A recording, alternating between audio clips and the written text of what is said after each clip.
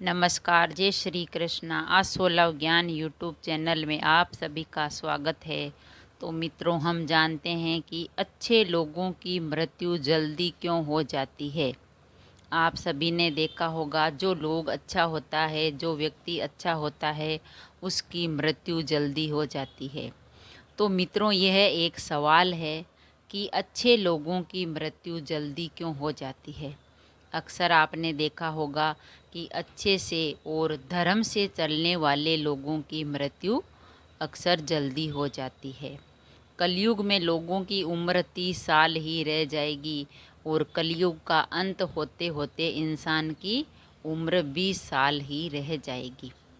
आपने ये भी सुना होगा कि भगवान अच्छे लोगों को जल्दी बुला लेते हैं।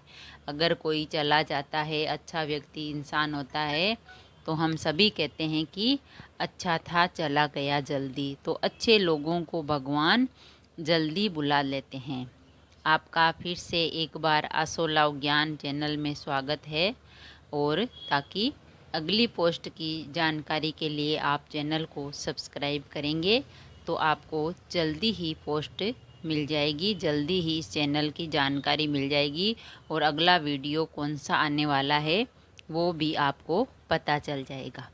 तो मित्रों, इस धर्म का कोई भी क्यों ना हो, हर किसी में यही बताया है कि जिसने इस धरती पर जन्म लिया है उसकी मृत्यु निश्चित है, उसको मरना निश्चित है। अगर बात सनातन धर्म की करें कि इसकी मान्यता है कि बच्चे के जन्म की छठी रात ही ब्रह्मा जी उसकी किस्मत लिख देते हैं, जिसमें उसके आने वाले कल जैसे विवाह है, पढ़ाई, नौकरी, यहाँ तक कि मृत्यु की तारीख भी शामिल होती है। जब बच्चे का जन्म होता है तो छठी रात को ही ब्रह्मा जी उसकी किस्मत लिख देते हैं कि ये कब तक जिएगा, क्या करेगा, क्या नहीं करेगा, उसके बारे में सब लिख कर चले जाते हैं। कर्मों के कारण मृत्यु, एक कारण यही है कि कर्मों के कारण भी मृत्यु होती है। तो भगवान ही करते हैं कि किसकी उम्र कितनी है।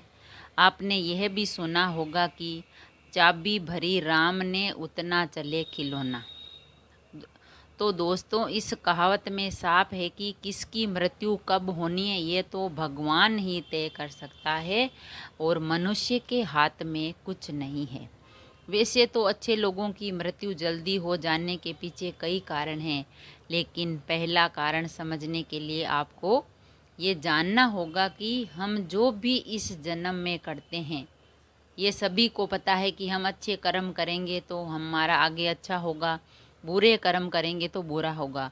तो उसका जवाब तो हमें ऊपर यमराज को देना होता है।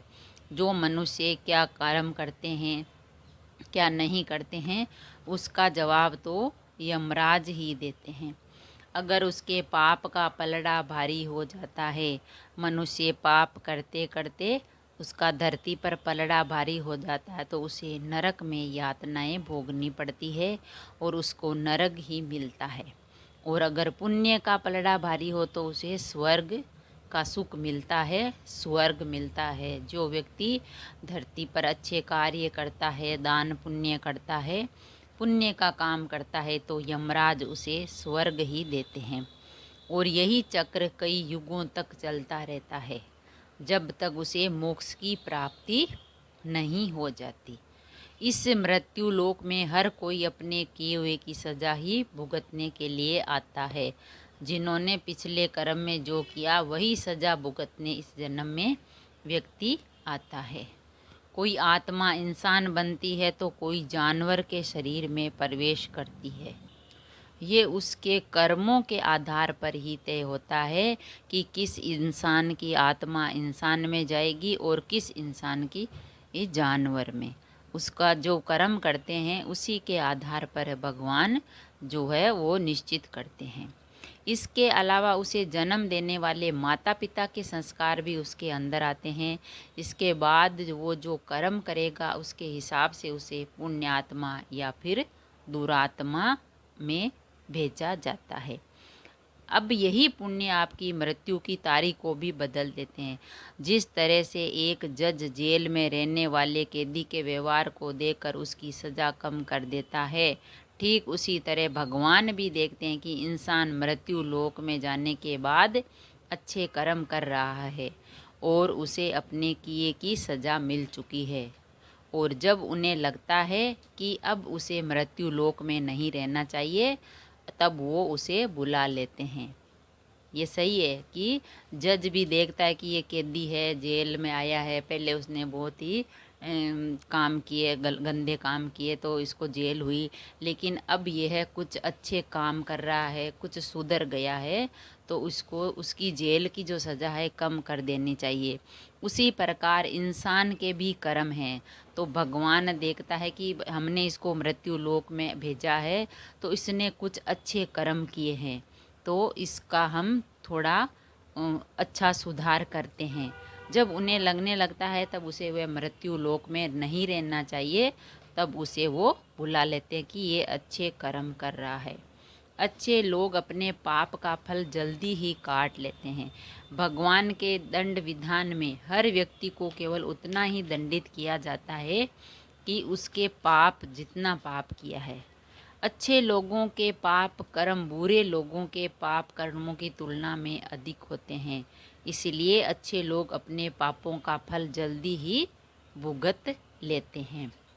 अच्छे लोगों के पाप कर्म बुरे लोगों के पाप कर्मों की तुलना में अधिक होते हैं, इसीलिए अच्छे लोग अपने पापों का फल जल्दी ही भुगत लेते हैं और स्वर्ग में चले जाते हैं। भगवान हर आदमी को किसी न किसी उद्देश्य के साथ ही इसे मृत्यु लोक में भेजते हैं, और भगवान का अपना अवतार उन्हीं उद्देश्यों में शामिल होता है। जब भगवान अच्छे आदमी को किसी न किसी उद्देश्य से कुछ अच्छा करने के लिए ही मृत्यु लोक में भेजते हैं, यानी धरती पर भेजते हैं, तो भगवान का अपना अवतार उन्हीं उद्देश्यों में शामिल होता है। इसीलिए जब वो उद्देश्य जल्दी पूरे हो जाते हैं तब भगवान उन्हें वापस बुला लेता है, अर्थात अच्छे लोगों की मृत्यु उनके अच्छे कर्मों पर ही निर्भर करती है।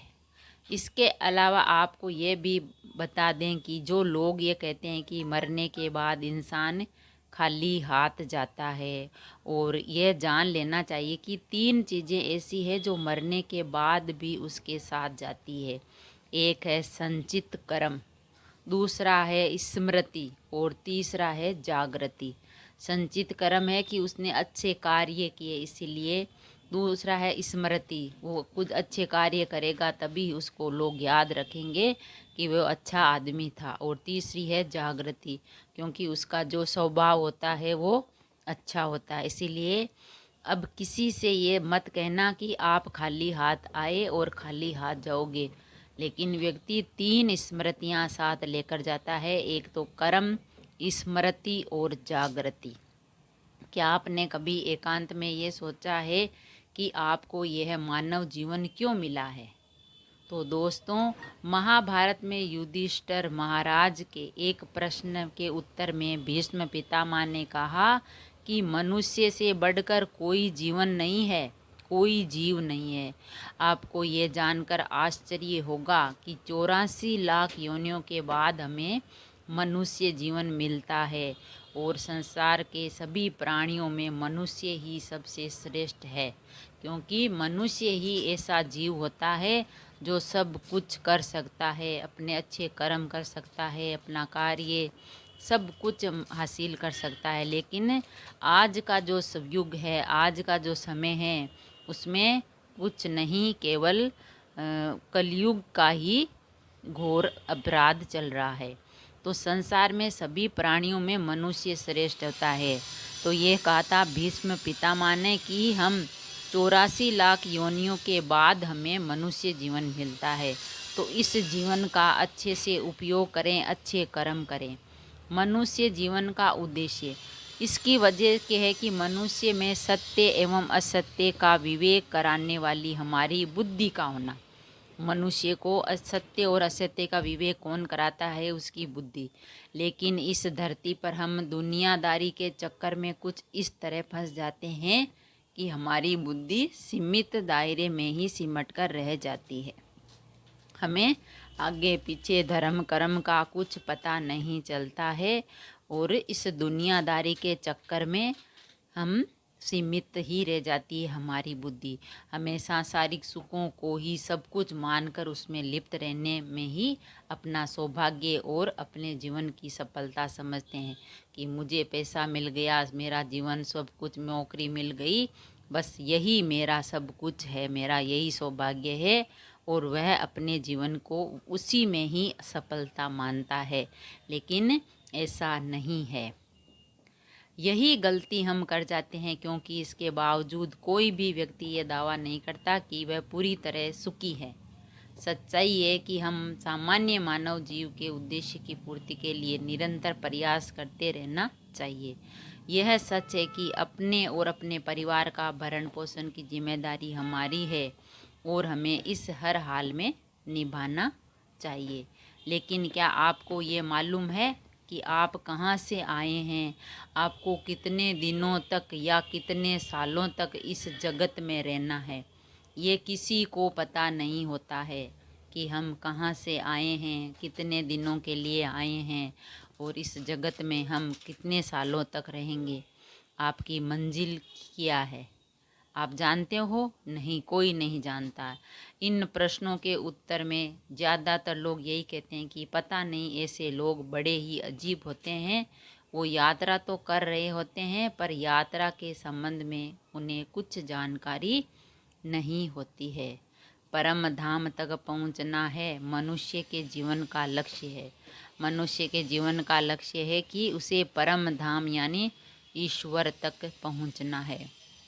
उन्होंने मानव जीवन पाया है लेकिन उन्हें अपने जीवन का लक्ष्य मालूम नहीं है। जिन मानव जीवन मिला है हमें, तो हमें हमारे लक्ष्य का मालूम होना चाहिए। और हमारे आपके जीवन का मतलब है एक उद्देश्य खोज लेना और अपने भीतर शांत रहना। कहा गया है कि मनुष्य आनंद लोक का वासी है और आनंद के परम धाम तक पहुंचना ही उसके जीवन का एकमात्र लक्ष्य है। इसीलिए मनुष्य को इस संसार की मृग मरीचिका से निकलकर एक भव्य जीवन की प्राप्ति के लिए साधना के मार्ग को अपनाकर अपने गंतव्य को पहचानना चाहिए, ना कि गर्भ गृहस्थी के चक्कर में ही हमारी बुद्धि को सिमट के रखना चाहिए। ऐसा नहीं है। और मनुष्य को इस संसार की मृग मरीचिका से निकलकर भव्य जीवन की प्राप्ति के लिए साधना के मार्ग को अपनाकर अपने गंतव्य यानी अपने निश्चित रास्ते तक, गंतव्य तक पहुंचना चाहिए। अच्छे लोगों की मृत्यु जल्दी इसलिए होती है। तो इस तरह दोस्तों, श्रीमद् भागवत में भी भगवान कृष्ण कहते हैं, ये एक आध्यात्मिक और ईश्वरीय जीवन का पद है जिसे प्राप्त करके मनुष्य मोहित नहीं होता। अगर कोई जीवन के अंतिम समय में भी इस तरह की स्थिति में हो तो वह भागवत में प्रवेश कर जाता है। मनुष्य कृष्ण भावनामृत या दिव्य जीवन को एक क्षण में तुरंत प्राप्त कर सकता है और हो सकता है कि उसे लाखों जन्मों के बाद यह प्राप्त न हो। तो दोस्तों, यह सत्य को समझने और स्वीकार करने की बात है कि भागवत गीता कहती है कि वास्तविक जीवन का शुभारंभ इस बौद्धिक जीवन के पूरे होने पर होता है। तो इन सभी बातों से ये स्पष्ट होता है कि हम सभी एक निश्चित समय के लिए धरती पर आए हैं, धरती लोक पर आते हैं और कुछ विशेष कर्मों को करने के लिए आते हैं। जो कर्म हमारे पूरे हो जाते हैं, जो कार्य पूरे हो जाते हैं, तो भगवान अपने आप हमें बुला लेता है। जब हमारे कर्म पूरे हो जाते हैं और इस जीवन के लक्ष्य प्राप्त होते हैं तो प्रभु हमें परलोक में एक सहज जगह प्रदान करते हैं। भगवान कृष्ण अन्य कहते हैं कि वास्तविक जीवन तब शुरू होता है जब यह भौतिक जीवन समाप्त हो जाता है। जो लोग सदाचारी होते हैं और जीवन में अच्छे कर्म किए होते हैं वे वास्तव में विशेष होते हैं। जब उनकी मृत्यु का समय निर्धारित हो तो फ्रेंड्स उनको इस दुनिया को छोड़कर आगे की यात्रा जारी करनी पड़ती है, क्योंकि वे अच्छे लोग होते हैं तो उनको अपनी अच्छी यात्रा आगे ही शुरू रखनी पड़ती है। धन्यवाद। तो मित्रों, आज हमने इस जानकारी के माध्यम से, इस चैनल के माध्यम से आपको व्यक्ति की मृत्यु जल्दी क्यों हो जाती है, क्यों होती है व्यक्ति की मृत्यु, इसके बारे में हमने आपको बताया। और ऐसे ही धार्मिक जानकारी, धार्मिक कहानियाँ और बातें को जानने के लिए चैनल को सब्सक्राइब करें। Thank you. धन्यवाद।